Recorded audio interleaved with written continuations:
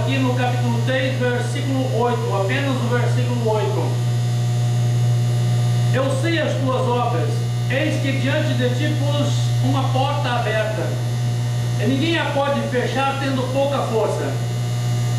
Guardastes a minha palavra e não negastes o meu nome. Apenas este versículo, e nós iremos caminhar por dentro dele agora. Amados irmãos, para que nós possamos entender esta mensagem, entender no contexto, na grande realidade deste tema, desta mensagem, nós precisamos voltar a alguns capítulos, alguns versículos aqui no livro do Apocalipse, onde nós encontramos o profeta João falando de cartas às sete igrejas da Ásia, não é? Então a primeira carta foi para a igreja de Éfeso. Quem era a igreja de Éfeso? A igreja de Éfeso foi uma igreja edificada por Jesus, e ela estava localizada em Jerusalém. Aqui a mensagem, o texto diz que era para Éfeso, mas a grande realidade é que o livro do Apocalipse simbólico, nestas 7 cartas, não se refere à igreja de fato que estava em Éfeso, mas sim ao tempo da igreja de Jesus. Quando nós encontramos Deus falando através de João para a igreja de Éfeso, ele estava falando para a primeira igreja de Jesus Cristo, fundada em Jerusalém, fundada no local onde Jesus morreu, né? Onde ele foi sepultado, onde ao terceiro dia ele ressuscitou de entre os mortos. Portanto, amados e queridos irmãos, nós encontramos aqui nesta carta um primeiro período da igreja. Quando Deus diz aos filhos, aos irmãos da igreja de Éfeso, que eles se esqueceram do primeiro amor, que Deus está falando daquela igreja primitiva dos dias do apóstolo João, dos dias do apóstolo Estevão, Tiago, Pedro, aqueles apóstolos que fizeram a diferença, que mudaram a história da humanidade, que enfrentaram o governo romano,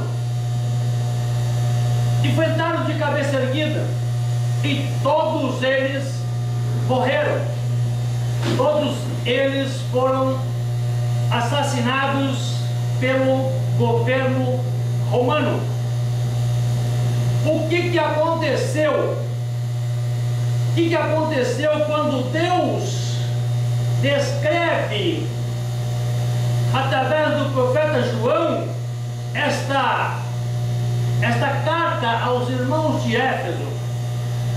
Ele diz o seguinte: vocês esqueceram do primeiro amor, porque no primeiro amor vocês comiam, bebiam e viviam em comunhão uns com os outros. Vocês se respeitavam, vocês vendiam as suas propriedades, depositavam nos pés dos apóstolos, e todos comiam e bebiam em comum acordo. E eu, o Senhor teu Deus, abençoava a minha igreja, nada faltava para vocês. Vocês viviam tempos de glória e vocês enfrentaram todos os governos, todo o sistema romano. Aqueles que crucificaram meu filho, vocês enfrentaram, vocês não desistiram, vocês não pararam. Mas uma coisa eu tenho a favor de vocês, porque vocês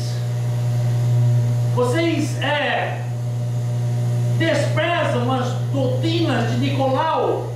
Nicolau era um diácono, era um homem que estava na primeira igreja e que começou a ensinar heresias, engano, ensinar que as pessoas poderiam conviver de forma promíscua, andando e vivendo na contramão da palavra de Deus. E Nicolau também tinha o desprezo de Deus. E quando Deus diz para os irmãos da igreja de Éfeso, eu tenho a favor de vocês, que abomina as doutrinas dos nicolaítas, né? Daqueles que aprenderam a gostar de Nicolau e viver de forma promíscua. Este diácono chamado Nicolau, ele ensinava os irmãos na igreja que os irmãos podiam ter 2 mulheres, podiam ter mais de um casamento, mais de uma esposa. E Deus abominava isso, Deus não concordava com isso. Então, este era um ponto que Deus tinha a favor da igreja de Éfeso. Mas Deus tinha condenado a igreja de Éfeso por um ponto, porque eles esqueceram do primeiro amor. Eu imagino que a igreja de Corintos, né, que fez parte do período dos apóstolos, a igreja de Corinto com certeza também foi uma das igrejas que já começou a desprezar o primeiro amor. Por quê? Porque eles se juntavam na igreja para fazer farra, para comer e beber, para humilhar uns aos outros. Tanto é que o apóstolo Paulo disse: olha, vocês não estão se reunindo para a bênção, mas sim para a maldição, porque vocês se reúnem com a finalidade de humilhar os mais humildes, os mais pobres, e Deus não gosta disso, Deus não aceita isso. E a primeira igreja de Éfeso, a igreja da Ásia, a primeira igreja da Ásia, refere-se à primeira igreja construída e edificada em Jerusalém, aquela que Jesus disse aos seus discípulos: olha, eu vou para o meu Pai, eu vou subir, mas eu vos enviarei o Consolador, eu vos enviarei o Espírito Santo. E então Jesus disse assim: agora vocês ficam em Jerusalém, se reúnam em Jerusalém, espera, porque a qualquer momento o Espírito Santo estará vindo sobre vocês, porque eu estou indo. E quando Jesus subiu ascenso aos céus, os discípulos se reuniram em Jerusalém. Se reuniram em Jerusalém e começaram a esperar até que o Espírito Santo de Deus desceu sobre eles como fogo, como línguas repartidas de fogo, e ali se formou e se fundou a primeira igreja de Jesus Cristo em Jerusalém. Então é a primeira igreja da Ásia. A igreja de Éfeso se refere à igreja fundada em Jerusalém, aqui no contexto desta palavra. E Deus disse assim: olha, eu vou tirar você do seu lugar. E o que foi que aconteceu? Havia um governo romano,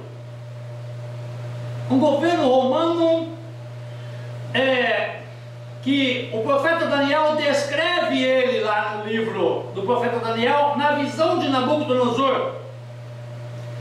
Era um governo que tinha os pés, e os pés eram de ferro, envolto com barro. O governo romano, ele não tinha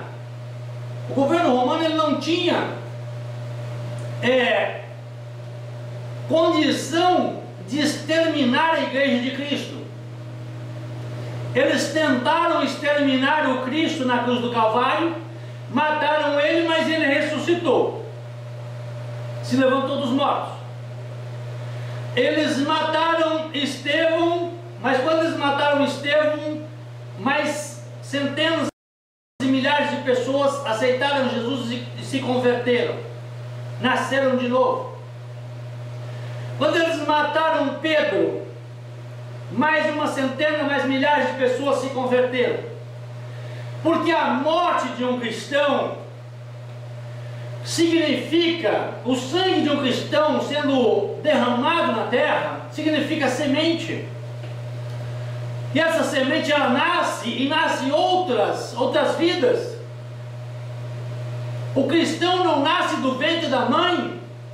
Os filhos de Deus, aqueles que servem a Deus em espírito e em verdade, eles não nascem da vontade do homem, nem da vontade da carne, mas eles precisam nascer do Espírito, da vontade do Espírito de Deus. E quando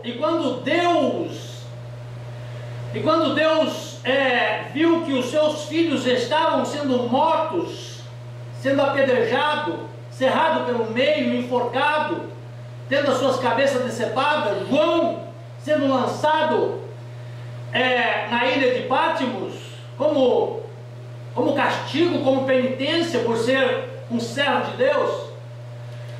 Aqui Deus fala para os seus servos: olha, eu vou tirar vocês do lugar de vocês, eu vou permitir que vocês sejam arrancados daí. Então veio o governo romano, pegou a igreja que estava em Jerusalém e levou para onde? Levou para Roma. O governo romano, descrito no livro do profeta Daniel, na visão de Nabucodonosor, ele tinha o centro formado por ferro, aço, e as suas bordas, a sua pele era feita de barro. O que significa o ferro no meio do barro? Significa a igreja de Jesus Cristo, que seria indestrutível, mesmo estando em Roma, mesmo tendo sido sequestrada, porque o governo romano sequestrou a igreja de Cristo que estava lá em Jerusalém, levou para Roma, e a partir daí a igreja passou a fazer parte do governo romano. A igreja romana não é a igreja de Jesus Cristo, mas ela se manteve dentro do Império Romano como o ferro, como o aço indestrutível, como o aço indestrutível que permaneceu já há mais de 2000 anos, em volta por barro, como diz o profeta Daniel. E o governo romano, ele não se fragilizou, ele não se tornou pequeno. Até hoje nós olhamos para a Rússia, encontramos na Rússia um grande país, um grande governo. Nós olhamos para os Estados Unidos e imaginamos os Estados Unidos sendo a maior potência do mundo em todos os aspectos.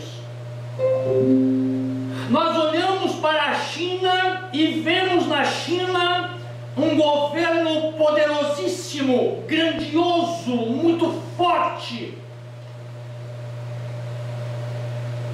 Mas nada disso corresponde à realidade, porque o governo mundial que existe hoje, há 2000 anos, na qual a Igreja de Cristo faz parte como ferro, como aço, dando sustentação para este governo que é de barro, que está envolvendo a Igreja de Cristo, que foi descrito na visão de Nabucodonosor. Observa bem que este é o governo mais poderoso do mundo. Os Estados Unidos da América só tem terra lá no seu território, lá no local onde eles vivem. A Rússia só tem terra lá no seu território, está centralizada ali naquela região. A China só tem terra nos locais onde, ali no território dela, pode até ser muito grande. Mas o governo romano, através da igreja, tem terra no mundo inteiro. Está entendendo, irmão Valdomiro? O governo romano, usando a igreja de Cristo, que é uma igreja, é um suporte de ferro para o governo romano, eles têm terra e riqueza no mundo inteiro. Quem é a maior potência do mundo em todos os aspectos? Muitas pessoas podem dizer-se, mas é a Rússia. Muitos podem dizer, mas é os Estados Unidos. Muitos outros também poderão dizer, não, mas é a China, tem que ser a China, porque se não for a China é o país mais poderoso do mundo, porque tem muitas armas, porque tem muita gente, porque tem muito povo. Mas eu vim aqui nesta noite para contar para vocês que o governo mais poderoso do mundo, abaixo de Deus, presta bem atenção, porque este governo só é poderoso porque ele se apropriou da igreja de Cristo. Observa que ele sequestrou a igreja de Cristo, envolveu a igreja de Cristo, entendeu? Passou uma fita e mantém a igreja de Cristo sendo sua refém. A partir daí, eles se tornaram a maior potência do mundo em todos os aspectos. A igreja romana, ela tem poder de decisão em todos os países do mundo. Todos. Brasil, Inglaterra, Rússia, China, Estados Unidos. Eles fazem o que eles querem. Mas Deus foi tirando igrejas de dentro de igrejas. A primeira igreja foi sequestrada em Jerusalém, que é a igreja de Éfeso. A segunda igreja foi tirada de dentro, já de dentro da igreja romana, que é a igreja de Esmirna. E por aí vai. Eu poderia ir muito mais longe, narrando e explicando para vocês. Mas nós estamos já chegando no final e este tema seria muito longo e muito extenso para falar. E eu não quero ser cansativo. Mas eu quero me ater agora às duas últimas igrejas da Ásia, que é a igreja de Filadélfia. A igreja de Filadélfia, ela saiu de dentro da igreja romana através de dois ex-padres. Um se chamava Martinho Lutero, outro se chamava João Calvino. E quando Deus tirou esta igreja de lá, Deus permitiu que esta igreja fizesse a diferença, que ela chacoalhasse o sistema rico e poderoso de toda a igreja romana, de todo o império romano que comanda o mundo até hoje. Presta atenção, porque até hoje o império romano ainda comanda o mundo inteiro. E quando Deus tira esta igreja, há mais ou menos 400, 500 anos, quando Deus tira esta igreja de dentro da igreja romana, aí então esta igreja ganha o nome de igreja protestante, porque foram os primeiros protestantes que conseguiram realmente se desvincular do Império Romano.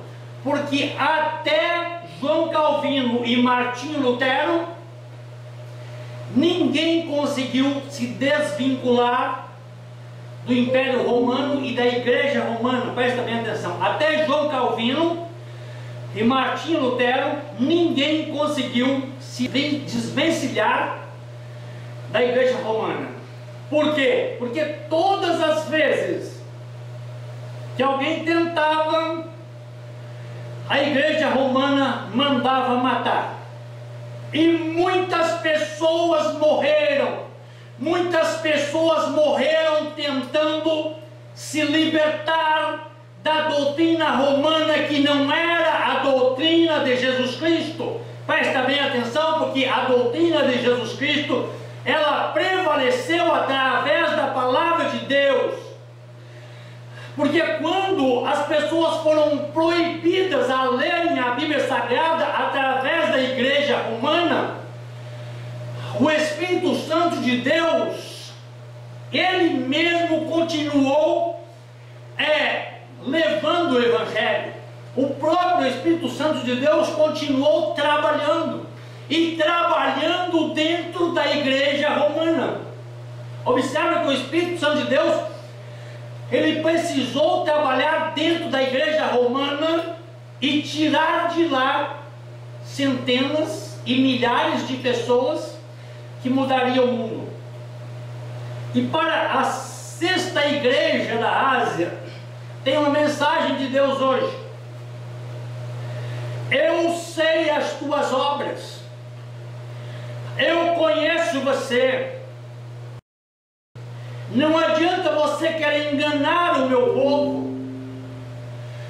Eu sei quem é você, eu sei o dia que você nasceu, eu sei a hora que você nasceu, eu sei o minuto que você nasceu, eu sei quantos fios de cabelo você tem na sua cabeça.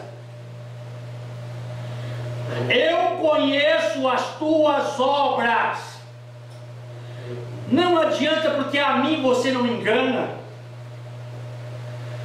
E então Deus diz para a igreja, para a sexta igreja, o seguinte: assim como tu guardastes as minhas palavras, assim como tu tivestes coragem de guardar, porque, amados e queridos irmãos, eu estou com este óculos aqui, e ele está visível para mim, para o irmão Valdomiro e para todos vocês que estão me assistindo. Mas a partir do momento que eu guardar estes óculos, eles não estarão mais visíveis. Ele não estará mais visível. Quando eu guardar a palavra de Deus no meu coração, na minha mente, no meu pensamento, ele não estará mais visível para o inimigo. O inimigo não poderá mais tirar de mim as bênçãos que Deus tem somente para mim. Observa isto, porque você guarda a palavra de Deus apenas por um motivo. A Bíblia diz o seguinte: guardei a tua palavra no meu coração para não pecar contra ti. É só para isso que você guarda a palavra de Deus.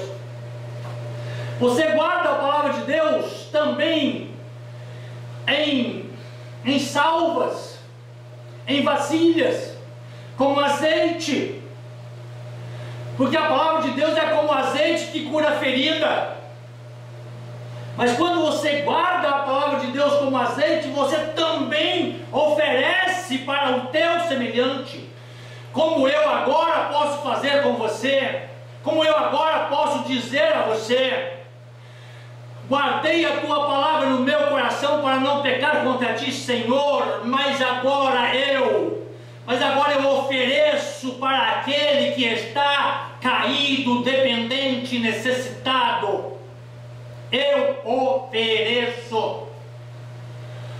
Como tu guardastes a palavra da minha paciência, eu também te guardarei da hora da grande tribulação que virá sobre toda a terra, para destruir e para perturbar e para atormentar todos aqueles que se dizem judeus, mas não são. Está assim de pessoas que nasceram em Jerusalém, está assim de pessoas que nasceram no território judaico, mas eles não são verdadeiros judeus. Sabe por quê? Porque eles não aceitaram Jesus como Salvador. Os verdadeiros judeus aceitam o Messias, o seu Redentor, aquele que morreu na cruz do Calvário para os salvar. Mas tem milhões de pessoas dizendo assim: eu sou judeu porque nasci em Jerusalém. Ó, aqui, ó, você é uma banana, você não é judeu, você não aceitou o seu Messias, você não aceitou o seu Salvador, você não passa de um impostor qualquer. E a mensagem que Deus tem para você nesta noite, para você que diz que é judeu, mas não é: na 7ª carta à igreja de Laodiceia, o Senhor manda dizer para você nesta noite o seguinte: aleluia, glória a Deus. Assim, porque és morno e não és frio e nem quente, vomitar-te-ei da minha boca. Tu não és nem frio e nem quente, mas tu és morno, e eu vou te vomitar, porque tenho nojo de você. Aleluia, glória a Jesus. E uma grande tribulação está para acontecer sobre a terra, porque por estes dias o grande império do mundo, o grande império romano que sequestrou a igreja de Cristo lá de Jerusalém, ela se prepara para a implantação de uma nova ordem mundial. A igreja romana, o império romano, que não tem nada a ver com a Rússia, nem com os Estados Unidos, nem com a China, nem com a Índia, nem com o Brasil. O grande império romano está se preparando para implantar uma nova ordem mundial. Isso tudo é profético, está na palavra de Deus. E o que é que eles pretendem fazer? Eles pretendem fazer o seguinte: fazer com que todos os países do mundo se unam em 10 países, apenas 10 países. E depois de se unindo em 10 países, todos os exércitos do mundo se tornem um único exército. Ou seja, não vai haver mais o exército brasileiro, não vai mais haver o exército russo, nem o exército americano, nem o exército chinês, nem o exército da Índia. Todos os exércitos do mundo inteiro já se preparam para uma unificação. O que se chama isso, missionário João? Isso se chama um governo mundial que será liderado por alguém chamado Anticristo, falso profeta. O falso profeta, aquele que se levanta para enganar a humanidade, para enganar os filhos de Deus. Mas como eu já disse aqui para a sexta igreja da Ásia, para você que ainda está ouvindo a palavra de Deus, que ainda está guardando esta palavra, observa: assim como guardastes a palavra da minha paciência, como guardastes a minha palavra, eu também te guardarei da hora da grande tribulação que há de vir sobre a terra. E quando esta igreja de Cristo for arrebatada, for levada, porque ela é a noiva do Cordeiro que será arrebatada, o governo do anticristo vai se levantar. Quando este governo se levantar, o povo de Israel, o povo de Jerusalém, estarão acreditando que ele é o Messias, que ele é o Redentor de Israel. Só que durante um período muito curto, de 2 a 3 anos, isto será fato. Este profeta, este falso profeta, este anticristo, ele governará o mundo com muita maestria, com milagres, com coisas muito bonitas. Mas logo depois todos estarão descobrindo que foram enganados. Presta bem atenção. Aí os filhos de Israel vão se levantar e dizer assim: não, nós não aceitamos este governo, nós não queremos ele. E aí vão se preparar para a destruição final de Jerusalém. Eu preciso terminar a mensagem porque o tempo está acabando. Mas eles vão se levantar, este governo mundial vai se levantar e vai utilizar grandes potências para destruir Jerusalém, para acabar com os filhos de Israel, com os judeus.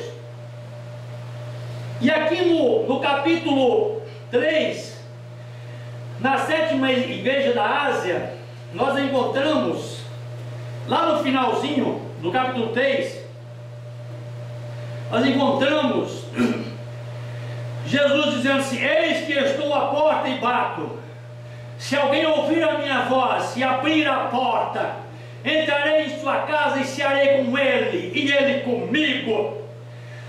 E ao que vencer, lhe concederei que se assente comigo no meu trono, assim como eu venci e me assentei com meu Pai no seu trono. Quem tem ouvidos, ouça o que o Espírito diz às igrejas. Quando Jerusalém estiver cercada, quando os filhos de Israel não tiverem mais saída, esta se chamará a Guerra do Armagedon. Esta guerra se dará no mesmo lugar onde Jeosafá venceu um grande exército sem lutar. Mas Jesus, ele vai descer no Monte das Oliveiras e ele vai fender o monte. Ele vai meter o pé de um lado do monte e do outro lado do monte. O monte vai abrir uma estrada, um caminho no meio dele. E então os filhos de Jerusalém que estarão cercados estarão fugindo por aquela fenda, estarão fugindo por aquela estrada. E o exército do anticristo, o exército da besta, estará diante de Jerusalém inerte, porque multidões de anjos poderosos já desarmou as bombas, já desarmou os aviões de guerra. Eles já não conseguem mais decolar. Eles vão apertar o gatilho da arma deles e não vai funcionar. Não vai funcionar. Isso é profético. O que eu estou falando para vocês nesta noite é profético. E quando as armas deles não funcionar, alguém vai dizer: este é o Cristo. Vão olhar, porque Jesus será grandioso sobre Jerusalém. Todo olho verá. E a Bíblia diz que naquele dia todo aquele que pronunciar o nome do Senhor será salvo.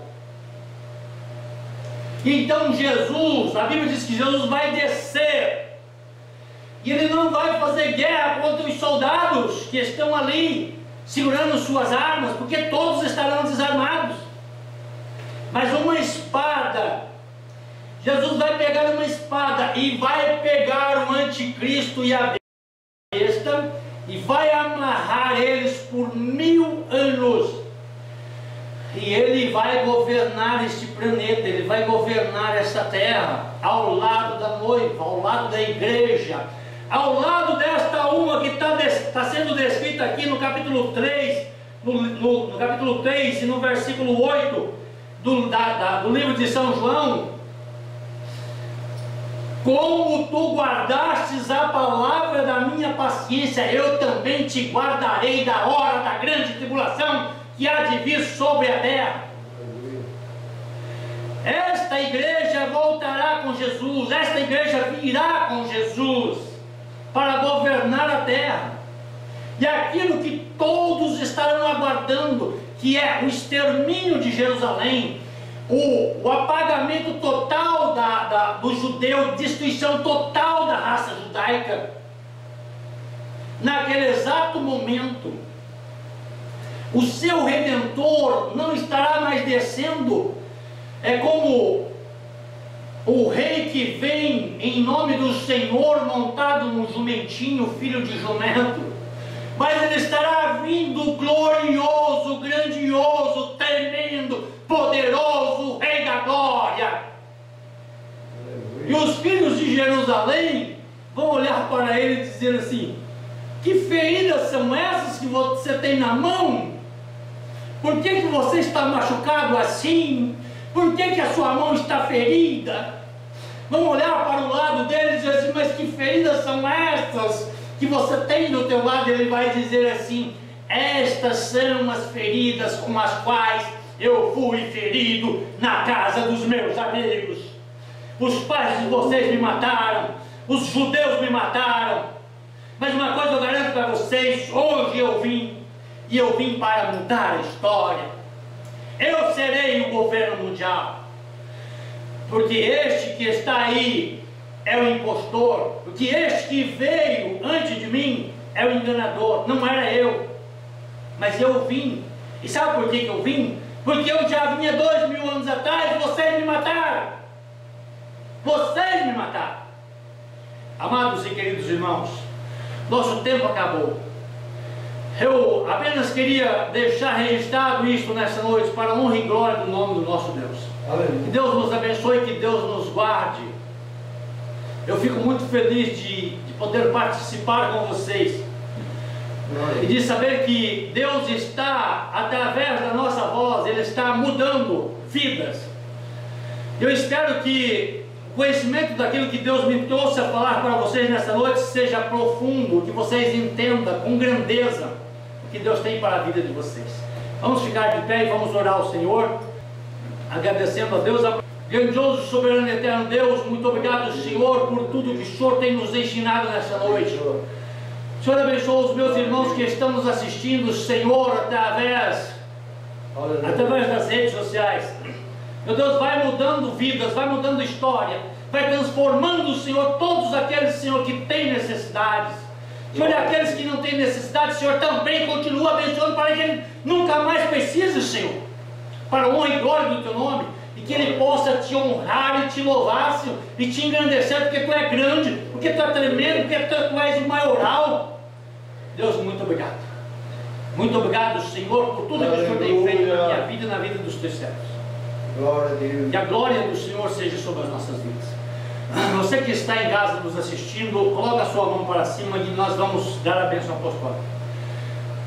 Que a comunhão do Espírito Santo, a glória do Senhor nosso Deus seja sobre a vida de todos, em nome de Jesus. E neste momento eu declaro que onde você estiver ouvindo esta oração e esta mensagem, Se alguma coisa deu errado na tua vida até agora, não vai dar mais.